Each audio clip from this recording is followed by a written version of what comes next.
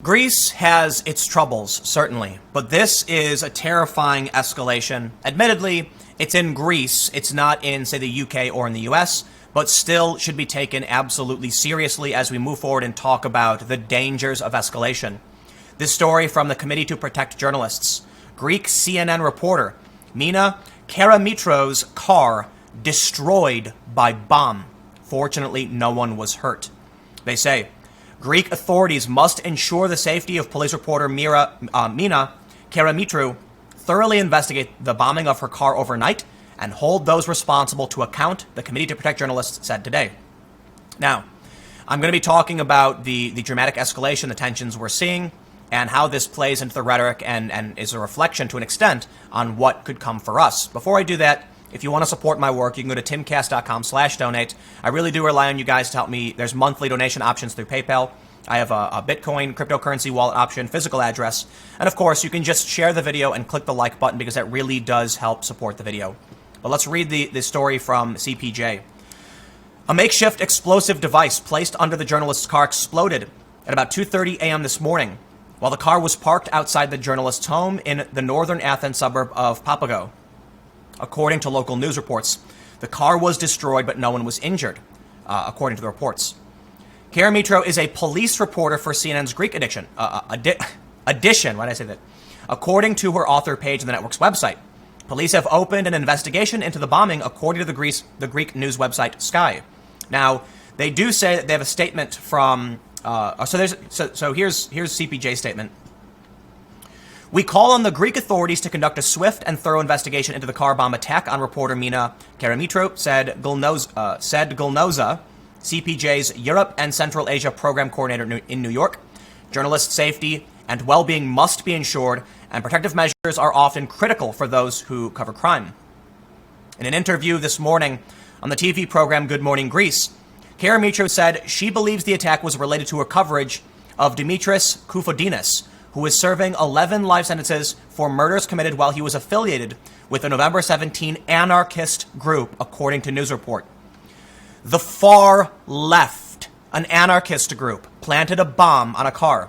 The reason this is important, people often talk about how, well, I should say it's allegedly, they believe this to be the case. People often say, here in the US, that the far right is the biggest threat. Sure, that's fine. We can argue data, we can argue what makes someone far right or far left.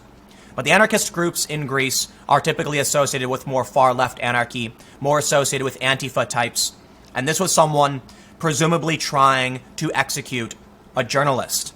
Greece has their problems and have experienced a lot of anarchist violence. So let me just stress, while it isn't in the US or in the UK, it's still a terrifying escalation for the West. I don't know if people consider Greece, Greece has its turmoil, but it is a part of Europe and the European Union, I'm pretty sure. CNN Greece condemned the attack in a statement, calling it attack on the entire journalistic world. And they do have the article up here. You can clearly see it's CNN Greece to CNN Greece. Brave wasn't able to translate it, but the statement is translated over on CPJ. The Greek government spokesperson, Dimitris Zanakopoulos, condemned the attack on Twitter, describing it as a targeting of freedom of the press and saying that the perpetrators should be held to account. The Hellenic Police Department did not immediately reply to CPJ's emailed request for comment. So to stress, it appears, or at least our best assumption at this point, according to the journalist, is that anarchist groups were trying to take out a journalist. This is kind of it's kind of crazy. So when it comes to people, they often tell you that the far right is the biggest threat. They talk about the far right in Europe, but for some reason, they often overlook the far left in Europe, which absolutely is a problem. There were instances of, chemicals and other substances being mailed to various buildings, central banks, and things of this nature. Now, my general understanding is the anarchist groups are more aligned with the left, but certainly you can be an anarcho-capitalist right-wing anarchist. We do have, if you do a Google search, anarchist Greece, it typically talks about the far left. And they can say far left individual in intensive care. And there have been a lot of police thwarted as anarchists targeted U.S. envoys' home. Greece anarchists vandalized U.S. ambassadors' home. If you want to talk about far left violence and dangers, it's absolutely in Greece. But There still is far-right considerations in Greek. In Greece, we've seen many stories, this from last year in May, about a year ago. The far left and far right are running riot on Greek streets. But let's bring this back home. I want to make sure I stress, something happening in Greece doesn't necessarily mean it's going to happen here. But think about what's happening with their economy. It's getting really bad. And there is still some relation between, Europe and the US. It's not like it's happening in Malaysia or something. It's more close to home, albeit it's kind of different. We don't really have the same kind of dramatic escalation, but we have seen the far left show up to police departments. We have seen explosives planted recently at a police department in Eugene, Oregon. But let's talk about escalation. We have this tweet from Eric Weinstein. Anyone notice a pattern? A. Mainstream commentators decide among themselves that right-of-center positions are only held by a bad fringe. Voters then lie to pollsters in response. A vote is held. Same commentators switch to complaining about the dangers of populism. This is in response to this tweet from Ron Naring. He said, remember election night 2016 when all the commentators were in disbelief when Hillary lost the unlosable election? That's what's happening tonight in Australia as centre-right liberal Australia appears on track to win incredible upset. This is a process by which the radicalization occurs. In the last video, last segment, I talked about how Burger King was joking at the idea of people buying milkshakes and ice cream to throw at their political opponents. This is a degradation of the conversation in our countries and our society. We are now looking at a story about far-left extremists planting a bomb on a journalist's car for CNN. The rhetoric is absolutely terrifying.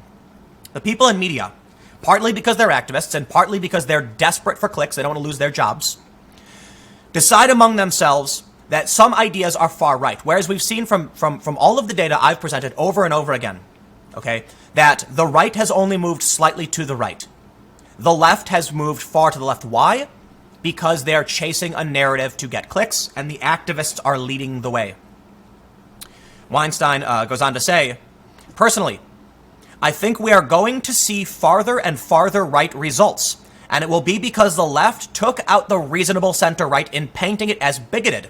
This is opening the door to right-wing extremism. That is, we are in the process of creating the right we fear. It's a self-fulfilling prophecy. Think about what happens. I really do believe, and this is kind of funny, it's kind of contradictory, I do believe we are going to see the rise of an extreme far right in the West. And I'll tell you why. The left is going crazy. Everything is bad, everyone is evil. And it's going to cause the left to lose their footing. They're not going to be able to win anymore. Donald Trump is going to win.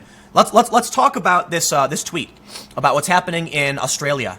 The polls said the left would win.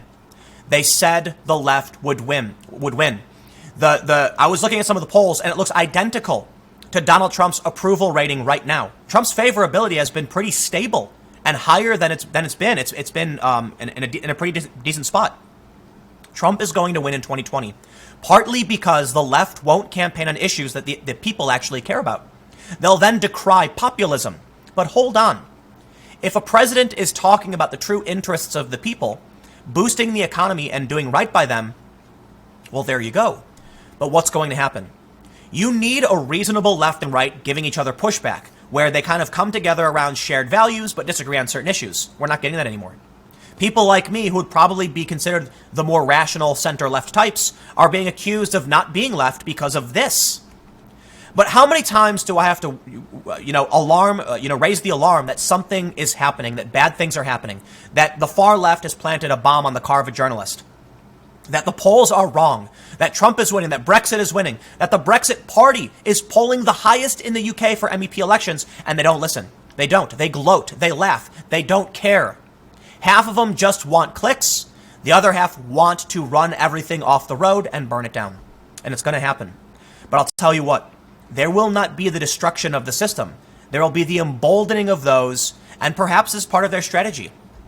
Perhaps the far left believes that if you really do create a far right, you can then recruit more people on the far left. But where do you think it's going to end? Do you think it's going to be the far left, soy boy types with these scrawny bodies who can't take a punch, who are going to win? No.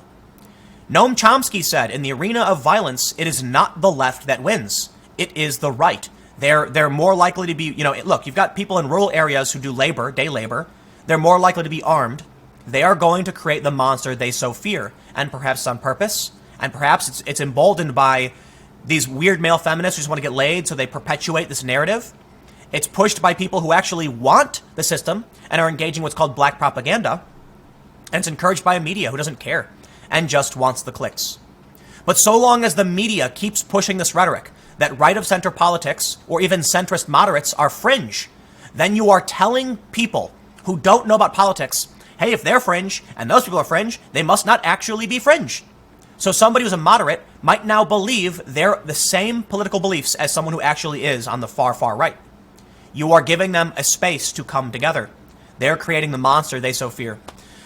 The main story takeaway for this segment, when I heard what happened with someone going after a CNN journalist, that's truly shocking and terrifying. Now, in the U.S., it's not the left targeting the journalists, but I wouldn't be surprised. They don't like them either.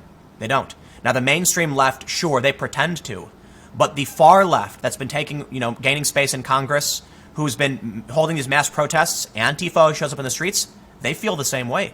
And what do you think's going to happen? Someone planted an IED at a police department in Eugene, Oregon, shortly after a far leftist was killed in a police confrontation. Who did it? We don't know, but I think we can make an assumption. We see this in Greece, and I gotta say it's pretty worrying. But stick around. I've got one more segment coming up shortly, and I will see you soon.